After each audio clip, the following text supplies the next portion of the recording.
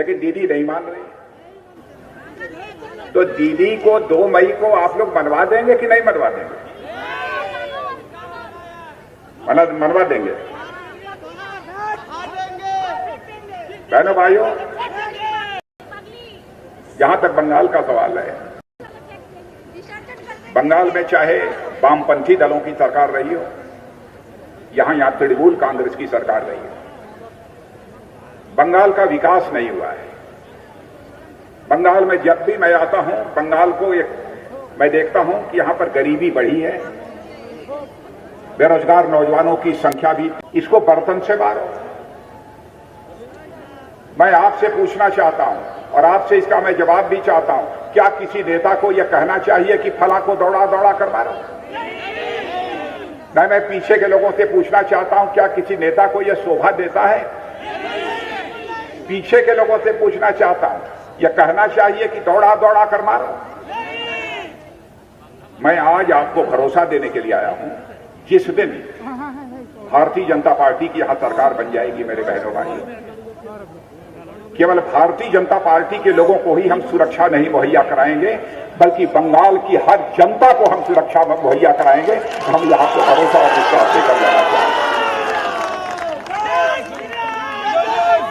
और तृणमूल कांग्रेस के कार्यकर्ताओं से भी मैं कहना चाहता हूं, मेरे तृणमूल कांग्रेस के कार्यकर्ता भाइयों, आप डरो मत। भारतीय जनता पार्टी की सरकार बनने जा रही है। शायद आप इस डर के मारे कि तृणमूल कांग्रेस के लोग हमारे ऊपर हमला करेंगे, इसलिए तुम तृणमूल कांग्रेस का काम कर रहे हो। लेकिन तुम यह मानकर चलो, भारतीय जनता पार्टी जीत रही है।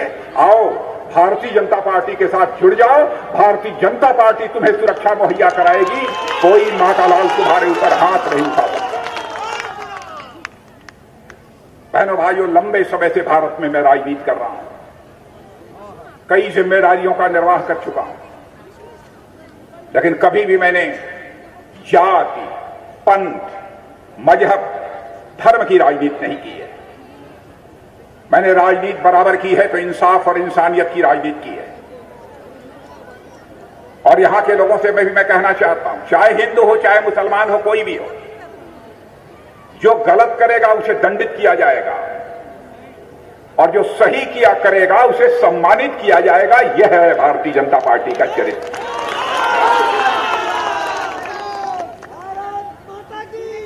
लेकिन ममता दीदी कहती हैं, ऐ माइनॉरिटी के लोगों, ऐ अल्पसंख्यक समुदाय के लोगों, एकजुट हो जाओ और भारतीय जनता पार्टी को लड़ाओ। जिस भारत की एकता और अखंडता के लिए अपना सर्वस्व न्यौछावर कर दिया नेताजी सुभाष चंद्र बोस ने, जिस भारत की एकता और अखंडता के लिए ही बंकिम चंद्र चटर्जी ने वंदे मातरम का यह राष्ट्रगीत दिया, जिस भारत की एकता और अखंडता के लिए रविंद्रनाथ टैगोर ने राष्ट्रगान दिया, उस भारत की मुख्यमंत्री, उस बंगाल की मुख्यमंत्री के द्वारा यह कहा जाना चाहिए कि अल्पसंख्यक समुदाय के लोग एकजुट होकर तुम वोट करो। बहनों भाइयों, राजनीति, मैं ममता दीदी को कहना चाहता हूं, राजनीति केवल सरकार बनाने के लिए नहीं की जानी चाहिए। राजनीति यदि की जानी चाहिए तो देश बनाने के लिए राजनीति की जानी चाहिए। बहनों भाइयों, केवल सरकार बनाने के लिए राजनीति नहीं की जानी चाहिए। कहां ले जाना चाहते हैं लोग देश को? इस जात के लोगों का वोट मिलना चाहिए। इस जात के लोग एकजुट होकर मेरे साथ आ जाओ। मैंने अपनी जिंदगी में कभी नहीं कहा है, और जिस दिन ऐसे हालात होंगे हम इस राजनीति को चिमटी से भी नहीं छुएंगे। बहनों भाइयों, इस राजनीति को चिमटी से भी नहीं छुएंगे। भारत का चरित्र रहा है, भारत के ऋषियों और मनीषियों ने भारत की धरती पर रहने वाले लोगों को ही अपने परिवार का सदस्य नहीं माना है, बल्कि पूरे विश्व की धरा पर रहने वाले लोगों को अपने परिवार का सदस्य मानते हुए वसुधैव कुटुंबकम का संदेश सारे विश्व को यदि किसी देश की धरती से गया है तो हमारे और आपके देश भारत की धरती से गया है। बहनों भाइयों, सारा विश्व ही हमारा यह परिवार है। मैं मुस्लिम भाइयों से भी कहना चाहता हूं, कोई भी आपको भड़काने की कोशिश करे, चिंता मत करिए। मैं जिस लखनऊ से आता हूं, मुझे सभी वोट देते हैं। लखनऊ का चाहे हिंदू हो, मुसलमान हो, ईसाई हो, सभी वोट देते हैं। हम किसी के साथ नाइंसाफी नहीं होने देंगे, सबको हम इंसाफ देंगे। यकीन दिलाना चाहता हूं, मैं अपने प्रधानमंत्री मोदी जी के चरित्र को अच्छी तरह मैं जानता हूं। बदनाम करने की लोग कोशिश करते हैं। बराबर ममता दी क्या क्या नहीं कहती है हमारे प्रधानमंत्री के बारे में। बहनों भाइयों, हमारा प्रधानमंत्री भी जाति के आधार पर, पंथ और मजहब के आधार पर नहीं सोचता है, बल्कि हमारा प्रधानमंत्री भी इंसाफ और इंसानियत के आधार पर सोचता है। मैं आपसे पूछना चाहता हूं, क्या हमारे प्रधानमंत्री ने मुफ्त में गैस चूल्हा लोगों को भेजा है तो यह देखा है कि यह हिंदू है, मुसलमान है, यह एससी है, यह एसटी है, यह ओबीसी है? सभी को दिया। लेकिन तृणमूल कांग्रेस समाज को बांट देना चाहती है, समाज को तोड़ देना चाहती है। कौन जवाब देगा इसमें? बहनों भाइयों, आपके द्वारा इसका मुंहतोड़ जवाब दिया जाना चाहिए। अजीबोगरीब हालात पैदा कर दिए हैं बंगाल में। जहां तक विकास का सवाल है, सुशासन का सवाल है, डेवलपमेंट और गुड गवर्नेंस, मैं इस हिंदुस्तान में सबसे शानदार ट्रैक रिकॉर्ड यदि किसी का है तो वह भारतीय जनता पार्टी का है, और यदि किसी नेता का है तो उस नेता का नाम है नरेंद्र भाई मोदी। आज हिंदुस्तान के सभी राज्यों में भारतीय जनता पार्टी सरकार बनाते जा रही है, और पश्चिम बंगाल में भी अब भारतीय जनता पार्टी अपनी सरकार बना रही है। क्यों बना रही है? लोगों को भरोसा है कि किसी से नफरत करने वाली पार्टी नहीं है, यह सबसे प्यार और मोहब्बत करने वाली पार्टी है। यदि हमारे कार्यकर्ता जय श्री राम का नारा लगा देते हैं तो लोगों को नाराजगी हो जाती है, ममता दीदी को भी नाराजगी हो जाती है। ममता दी क्यों नाराज होती है? जय श्री राम का नारा लगाने से। जय श्री राम यह अभिवादन का, नमस्कार करने का एक तरीका है। बहनों भाइयों, मैं जहां से आता हूं, लखनऊ में रहता हूं, अवध क्षेत्र में, लोग एक दूसरे से मिलते हैं तो नमस्कार करने के बजाय कहते हैं जय श्री राम। अब जय श्री राम से नाराज होने की क्या जरूरत है? मुस्लिम भाई मिलते हैं, सलाम वालेकुम, वालेकुम सलाम, क्या नाराजगी है? और जय श्री राम का नारा लग गया। आपने प्रधानमंत्री की बैठक में अपनी नाराजगी का इजहार कर दिया उनके कार्यक्रम में। ममता दी, आप इस राज्य की मुख्यमंत्री हैं, आपको सच्चाई को समझना चाहिए। प्रधानमंत्री व्यक्ति नहीं है, भारत की परंपरा है। हम तो इसलिए आपकी पार्टी का विरोध कर रहे हैं कि आपकी पार्टी ने इस बंगाल के साथ इंसाफ नहीं किया है, इंसाफ नहीं किया है। लोगों को छला है आपकी पार्टी ने, लोगों को धोखा दिया है आपकी पार्टी ने। हम तो बंगाल का विकास करना चाहते हैं। अरे ये बंगाल की धरती चैतन्य महाप्रभु की धरती है, चैतन्य महाप्रभु की धरती है, जहां बराबर कीर्तन की आवाजें सुनाई दिया करती थी।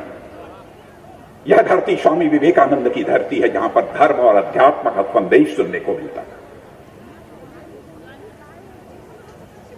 यह महर्षि अरविंद की धरती है।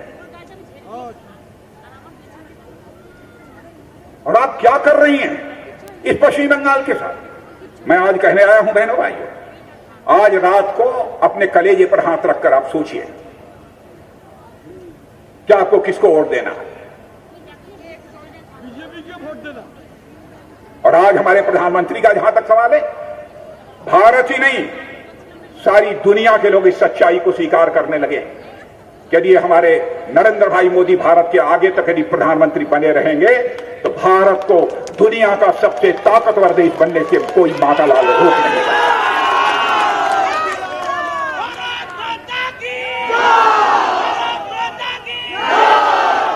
भारत का मैं रक्षा मंत्री हूं। भारत की सीमाओं की रक्षा करने की जिम्मेदारी हमारे ऊपर है। मैं भी अपने प्रधानमंत्री से निर्देश प्राप्त करता हूं। हम लोगों ने साथ काम किया। आपने देखा भारत और चीन के बीच जब तनाव सीमा के ऊपर बढ़ा तो डंके की चोट पर हम लोगों ने कहा चाहे जो भी खामियाजा उठाना पड़े, हम भारत के स्वाभिमान पर चोट नहीं पहुंचने देंगे, भारत का मस्तक नहीं झुकने। और जो वहां खड़े हैं उन लोगों से भी कहना चाहता हूं, भारत चाइना स्टैंड ऑफ में दोनों तरफ सेनाएं जमी हुई थी। भारत की सेनाओं ने जिस शौर्य, पराक्रम और संयम, बहादुरी का और पेशेंस का भी जो परिचय हमारी सेना ने दिया है, बहनों भाइयों, भारत का मस्तक नहीं झुकने पाया है। इसलिए सेना के जवानों का हाथ उठाकर अभिनंदन किया जाना चाहिए, तालियां बजाकर अभिनंदन किया जाना चाहिए। मैं पीछे खड़े हुए लोगों से भी कहूंगा, हाथ उठाकर एक बार तालियां बजाकर सेना के जवानों का अभिनंदन करिए।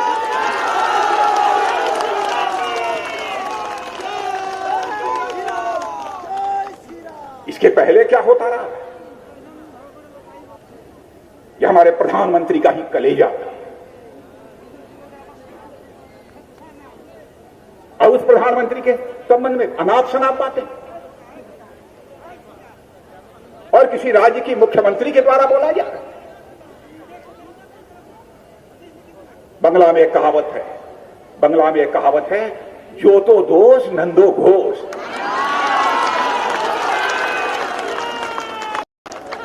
हर बात के लिए मोदी जी को दोष। अरे इस देश ने प्रधानमंत्री दोबारा चुना है, दूसरी बार प्रधानमंत्री चुना है, अब उसको हर समय नंदो घोष बनाने की कोशिश करती हैं। बहनों भाइयों, आप हाथ उठाकर बतलाइए, क्या हम अपने प्रधानमंत्री को आप नंदो घोष बनाना चाहते हैं? मीडिया के लोग भी देख लें, बहनें हमारी खड़ी हैं, भाई खड़े हैं, क्या आप पेड़ के नीचे खड़े हुए लोग हमारे प्रधानमंत्री मोदी जी को नंदो घोष बनाना चाहते हैं? मैं आपसे पूछता हूं जो वहां खड़े हैं।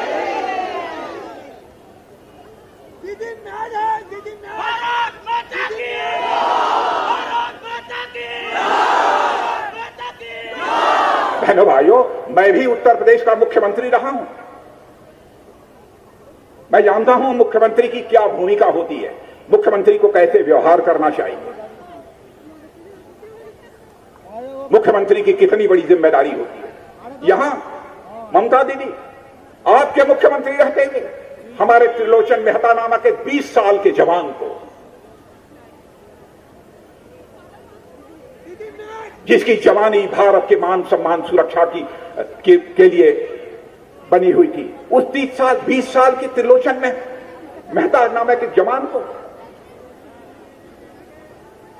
लोगों ने पेड़ से लटका दिया मारकर, और उसके शव पर, उसकी लाश पर लिख दिया जो भी बीजेपी का होगा उसका यही अंजाम होगा,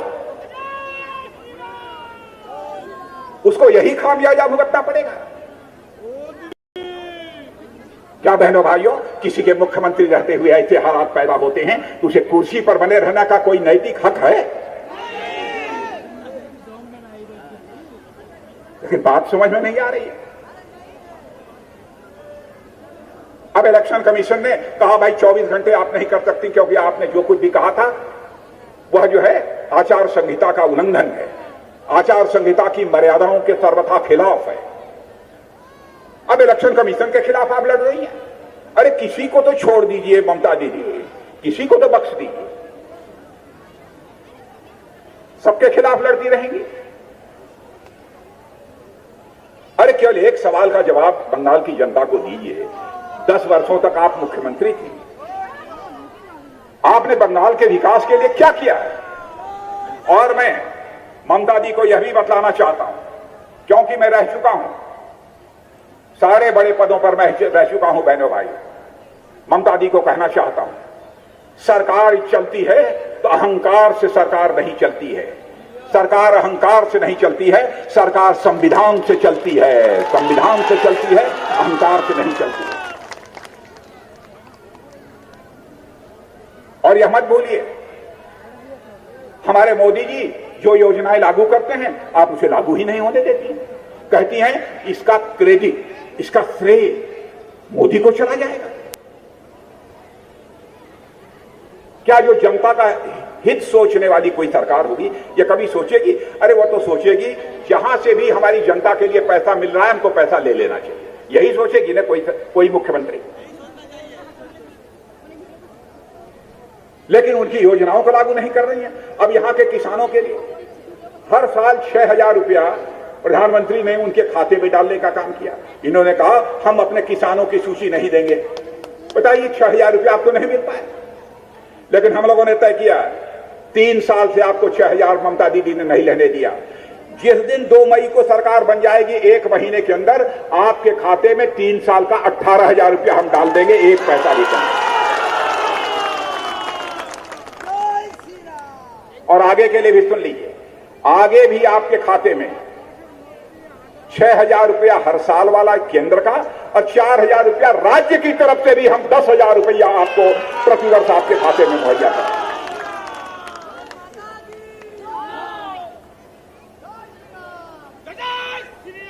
और हमारे जो गरीबों के बच्चे हैं, स्कूल में पढ़ने जाते हैं, उनके लिए भी हम लोगों ने सोचा है, उनके लिए भी सोचा है हम साइकिल देंगे, मुफ्त बिना पैसे के उनकी पढ़ाई कराएंगे, बिना पैसे की पढ़ाई कराएंगे बेटियों की।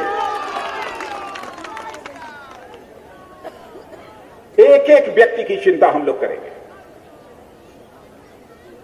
और यह भी यकीन दिलाकर जाना चाहता हूं, एक योजना थी जिनके पास पक्का मकान नहीं है रहने के लिए, उनको हम पक्का मकान मुहैया कराएंगे 2022 तक, 2022 तक।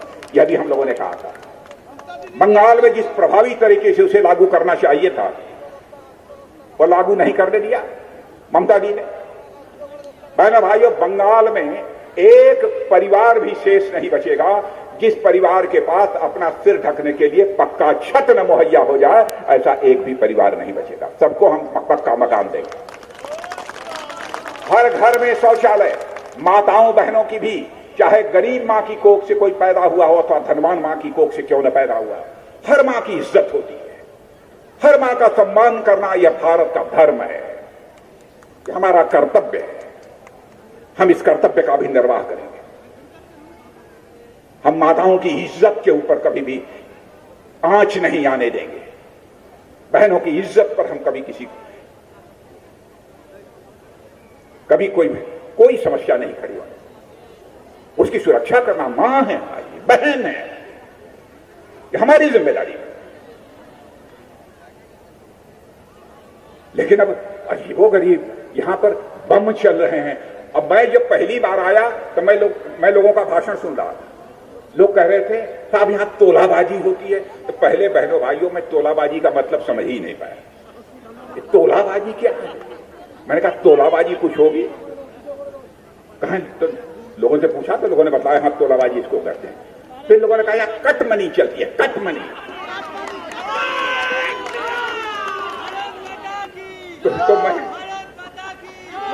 तो मैं समझ नहीं पाया कट मनी क्या होती है। तो लोगों ने बताया कि साहब यह जो पैसा होता है सरकार का, कहीं विकास काम के लिए जाता है, विकास कार्य के लिए जाता है, तो उसमें से इतना परसेंटेज काट लिया जाता है, उसको कट मनी बोलते हैं। मैंने कहा वारे कट मनी, कमाल की कट मनी है। सुन लो मेरे बहनों भाइयों, कान खोलकर, सरकार बन जाने दो, हम देखेंगे किसने अपने मां का दूध पिया है जो कट मनी ले ले, एक पैसा भी कट मनी ले लो।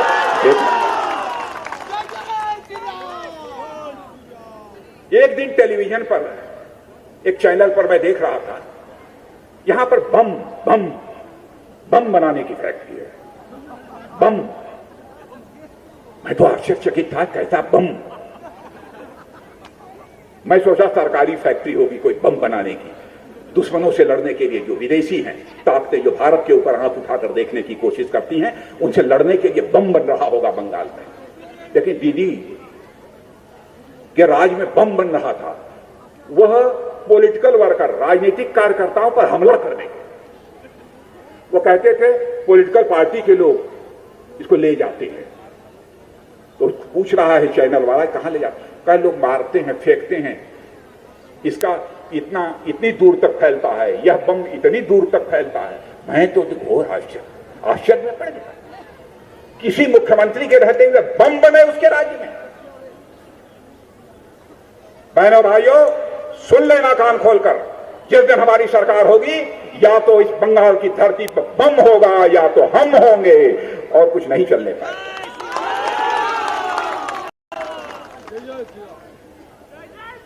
ऐसी भारतीय जनता पार्टी ऐसी ऐसी कोई पार्टी नहीं है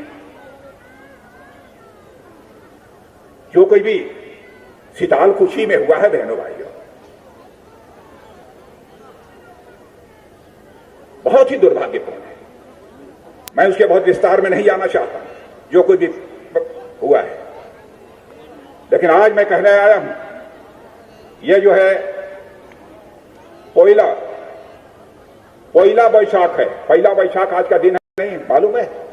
पोइला बैसाख वर्ष प्रतिपदा नवरात्रि जानते हैं ना? शक्ति की पूजा होती है, शक्ति की पूजा। बहनों भाइयों, आपसे मैं यह निवेदन करने के लिए आया हूं, आपका आशीर्वाद चाहिए ताकि भारतीय जनता पार्टी वह शक्ति अर्जित कर सके, ताकि इस बंगाल को हिंदुस्तान का सबसे विकसित राज्य बना सके, जबसे खुशहाल राज्य बना सके। यह मां दुर्गा का आशीर्वाद चाहिए।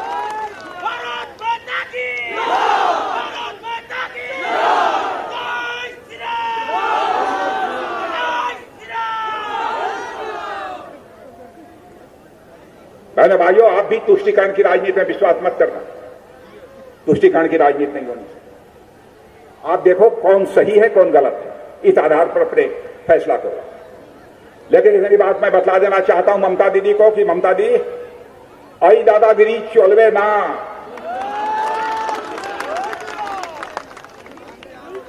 अब दादागिरी ना चलवे, हो गया, खत्म। मेरे भाइयों, आपका समर्थन चाहिए। और देखिए, यहां टीएमसी की सरकार थी, हमारे प्रधानमंत्री ने कोई भेदभाव नहीं किया। जब यहां कांग्रेस की सरकार दिल्ली में थी, कान खोलकर सुन लीजिए पीछे के लोग भी, जब हमारी दिल्ली में सरकार थी कांग्रेस की दिल्ली में सरकार थी, 13वां वित्त आयोग 13th फाइनेंस कमीशन, उसने बंगाल के विकास के लिए 1 लाख, नोट कर लीजिए, कांग्रेस की सरकार थी तो 5 वर्षों में बंगाल के विकास के लिए 1,32,000 करोड़ मिला। जब मोदी जी प्रधानमंत्री बने, मोदी जी की सरकार बनी, तो मोदी जी ने कहा कि ना, 1,32,000 करोड़ में बंगाल का विकास नहीं होगा। तो लोगों ने पूछा कितना, तो उन्होंने कहा 4,48,000 करोड़ बंगाल को मिलना चाहिए, और मोदी जी ने 4,48,000 करोड़। अब आप सोच लीजिए, मोदी जी ने तो यह नहीं देखा ना कि भाई वहां तो टीएमसी की सरकार, हम क्यों इतना पैसा दें।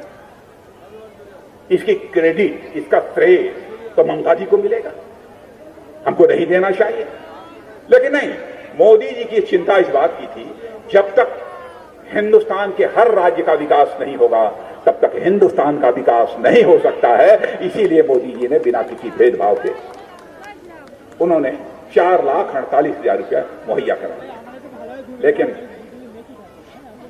यह बात हमारी ममता दीदी की समझ में नहीं आ रही। बहनों भाइयों, यकीन दिलाकर जाना चाहता हूं, सोनार बांग्ला का सपना साकार होकर रहेगा। सोनार बांग्ला का सपना साकार होकर रहेगा, आप यकीन रखना। हम बंगाल को किसी भी सूरत में न बंटने देंगे, न बंगाल को किसी भी सूरत में टूटने देंगे, न बंगाल को किसी भी सूरत में कमजोर होने देंगे। बंगाल की जो अहमियत थी, बंगाल की हिंदुस्तान में जो एक धमक थी, एक पहचान थी, उस पहचान को हम वापस लाएंगे।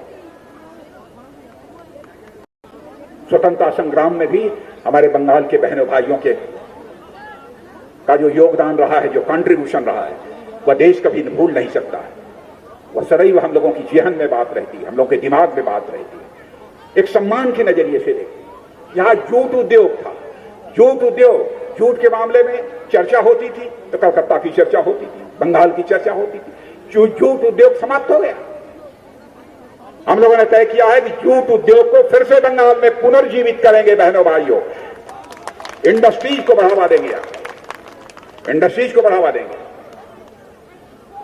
और मुझे यह भी जानकारी हुई है, रेलवे कनेक्टिविटी का सवाल, क्यों रेलवे कनेक्टिविटी का सवाल है ना यहां कोई।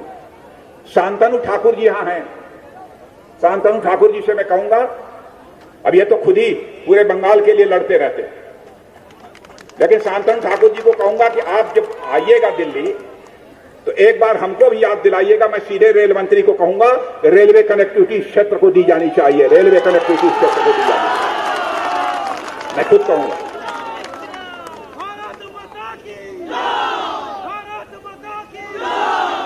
और मैं यह भी कहना चाहता हूं, बहनों भाइयों, हम लोकतांत्रिक व्यवस्था जी रहे हैं, लोकतंत्र है हमारे।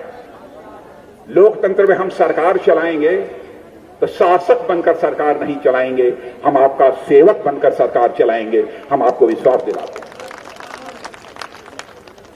आपका समर्थन चाहिए। यह हमारे कैंडिडेट सरकार, क्या नाम, वृंदावन सरकार, क्या अच्छा नाम है, खूबसूरत नाम। आ जाओ इधर, वृंदावन सरकार। देखिए, यह सबसे युवा, सबसे यंग कैंडिडेट इस बंगाल का। बहनों भाइयों, एक बार सारे लोग जो वृंदावन सरकार को अपना समर्थन देना चाहते हैं, जरा हाथ उठाकर माताओं बहनों आप आशीर्वाद दे दो, आशीर्वाद दे दो। और आप लोग यदि कहो, आप लोग यदि कहो तो हम इनसे एक वचन ले लें, एक प्रॉमिस करा लें, इनसे करा लें। वृंदावन सरकार, आप सबसे नौजवान हो यहाँ कैंडिडेट, आपसे वचन यह चाहता हूं कि चुनाव जीतने के बाद 6 महीना, साल, 1.5 साल में कभी भी, जब भी फुर्सत मिले, एक बार हमको फिर से यहां बुला लेना। और बहनों भाइयों, वृंदावन सरकार के जीतने के बाद यदि मैं यहां आना चाहूंगा तो फूलों की हार पहनकर अपना स्वागत कराने के लिए नहीं आना चाहूंगा। Subscribe now and press the bell icon. Never miss an update.